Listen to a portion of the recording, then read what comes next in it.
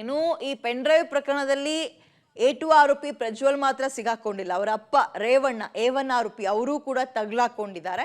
ಈ ಪ್ರಕರಣಕ್ಕೆ ಸಂಬಂಧಪಟ್ಟಂತೆ ಅಪ್ಡೇಟ್ ನೋಡ್ತಾ ಹೋಗೋದಾದ್ರೆ ಪ್ರಜ್ವಲ್ ಈಗ ಆಲ್ರೆಡಿ ಒಂದು ವಾರ ಟೈಮ್ ಕೇಳಿದ್ದಾರೆ ಅನ್ನೋದು ನೋಡಿದೀವಿ. ಹಾಗಾದ್ರೆ ಅವರ ಅಪ್ಪ ಇಲ್ಲೇ ಇದ್ದಾರಲ್ವಾ, ಅವರಾದ್ರೂ ಹಾಜರಾಗ್ತಾರ ವಿಚಾರಣೆಗೆ ಅಂದ್ರೆ ಅದು ಕೂಡ ಸಾಧ್ಯತೆ ತೀರಾ ಕಡಿಮೆ ಅಂತ ಇದ್ದಾರೆ. ಕೋರ್ಟ್ ಮೂಲಕ ಕೆಲವೊಂದು ಕಾನೂನು ಹೋರಾಟ ಮಾಡೋಕ್ಕೆ ಮುಂದಾಗ್ತಾ ಇದ್ದಾರೆ. ಇರುತ್ತೆ ಅವಕಾಶಗಳ ರೀತಿಯಾಗಿ.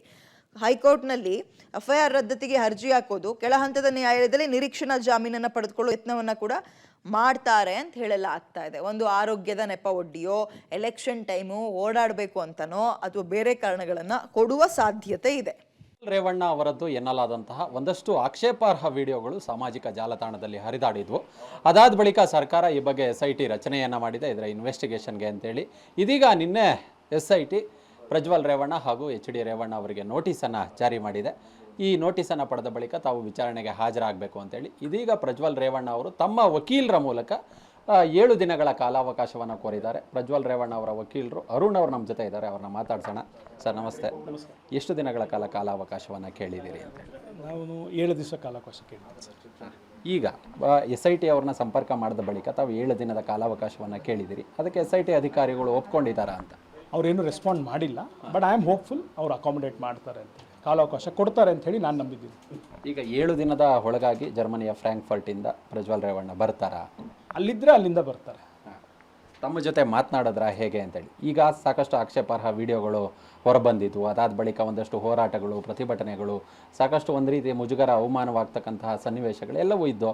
ಹೀಗಾಗಿ ಅದರ ಬಗ್ಗೆ ಏನಾದರೂ ಪ್ರಜ್ವಲ್ ರೇವಣ್ಣ ತಮ್ಮ ಬಳಿ ಮಾತನಾಡಿದ್ರ? ಈ ವಿಡಿಯೋಗಳ ನೈಜತೆಯ ಬಗ್ಗೆ ಏನಾದರೂ ತಿಳಿಸಿದ್ರ ಅಂತೇಳಿ?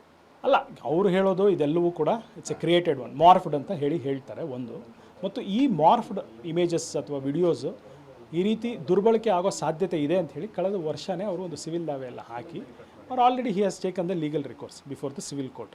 ಸಿವಿಲ್ ನ್ಯಾಯಾಲಯದಲ್ಲಿ ಒಂದು ಸಿವಿಲ್ ದಾವೆಯನ್ನು ಹಾಕಿ ಈ ರೀತಿಯ ಮಾರ್ಫ್ಡ್ ಅಥವಾ ಈ ರೀತಿ ಫೇಕ್ ವಿಡಿಯೋಸ್ ಆಗಿರ್ಬೋದು, ಇಮೇಜಸ್ ಆಗಿ ದುರುಪಯೋಗ ಆಗೋ ಸಾಧ್ಯತೆ ಇದೆ ಅಂತ ಹೇಳಿ ನ್ಯಾಯಾಲಯಕ್ಕೆ ತಿಳಿಸಿ ನ್ಯಾಯಾಲಯದಿಂದ ಮನಗೊಂಡು ಅವರ ಪರವಾಗಿ ಒಂದು ಆದೇಶವನ್ನು ಸಹ ಕೊಟ್ಟಿದೆ. ಮತ್ತು ಅದರಲ್ಲಿ ತಮ್ಮ ಈ ಎಲ್ಲ ಮೀಡಿಯಾ ಚಾನಲ್ಸ್ ಕೂಡ ದೇ ಆರ್ ದಿ ರೆಸ್ಪಾಂಡೆಂಟ್ಸ್ ಅಥವಾ ದೇ ಆರ್ ದ ಡಿಫೆಂಡೆಂಟ್ಸ್. ಮತ್ತು ಇದರಲ್ಲಿ ಕೆಲವು ಯಾರು ಇಂಡಿವಿಜುವಲ್ ಯಾರ ಕಡೆಯಿಂದ ಈ ಥರ ಮಾರ್ಫ್ಡ್ ಆಗಬಹುದು ಅಂತ ಹೇಳಿ ಇತ್ತಲ್ಲ, ಆತನ್ನು ಕೂಡ ಅದರಲ್ಲಿ ಮಾಡಿದ್ದಾರೆ ಡಿಫೆಂಡೆಂಟ್ ಅಂತ ಹೇಳಿ. ಸೊ ಆತನ್ನು ಕೂಡ ನಾವು ಮಾಡಿ ಅಲ್ಲಿ ಆದೇಶ ಪಡ್ಕೊಂಡ ನಂತರ it was expected, but it was only for various reasons ಅದು ಈಗ ಬಂದು ಕೇಸ್ ಆಗಿದೆ. ಸದ್ಯಕ್ಕೆ 354 ಅಡಿ ಪ್ರಕರಣ ದಾಖಲಾಗಿದೆ. ಈಗ ಕೆಲ ಸಂತ್ರಸ್ತ ಮಹಿಳೆಯರು, ನಿನ್ನೆಯಿಂದ ಸುಮಾರು 10ಕ್ಕೂ ಹೆಚ್ಚು ಸಂತ್ರಸ್ತ ಮಹಿಳೆಯರು ಯಾರಿದ್ದಾರೆ ಅವರು ಬಂದು SIT ಮುಂದೆ ಹೇಳಿಕೆಗಳನ್ನು ದಾಖಲು ಮಾಡ್ತಿದ್ದಾರೆ.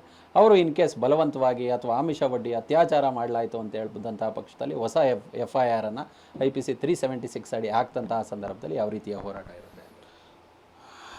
ಅದಾದರೆ ಏನು ಮಾಡ್ಬೋದು, ಇದಾದರೆ ಏನು ಮಾಡ್ಬೋದು ಅಂತ ನಾನು ಹೇಳಬಾರ್ದು. ನಮ್ಮ ಮುಂದೆ ಏನಿದೆ ಅದಕ್ಕೆ ನಾವು ಏನು ಮಾಡ್ತೀವಿ ಅಂತ ಮಾತ್ರ ಹೇಳಬಲ್ಲೆ. When situation comes we have to take the decisions. ನಾವು ಈಗಲೇ ಪ್ರೆಸ್ಯೂಮ್ ಮಾಡ್ಕೊಂಡು ಹಂಗೆ ಮಾಡಿದ್ರೆ ಹಿಂಗೆ ಮಾಡ್ತೀನಿ ಅಂತ ಹೇಳೋದು probably legally to be very immature. Thank you sir. ಇದಿಷ್ಟು ವಕೀಲ ಅರುಣ್ ಅವರ ಮಾತು. 7 ದಿನಗಳ ಒಳಗಾಗಿ ಕಕ್ಷಿದಾರರು ವಿಚಾರಣೆಗೆ ಹಾಜರಾಗ್ತಾರೆ, ಆ ಬಳಿಕ ವಿಚಾರಣೆಗೆ ಸಹಕಾರವನ್ನು ನೀಡ್ತೀವಿ ಅನ್ನೋ ನಿಟ್ಟಿನಲ್ಲಿ ವಕೀಲರು ಹೇಳ್ತಿರೋದು. ಕ್ಯಾಮ್ರಾ ಪರ್ಸನ್ ಶರತ್ ಜೊತೆ ನರಸಿಂಹಮೂರ್ತಿ, ಪಬ್ಲಿಕ್ ಟಿವಿ.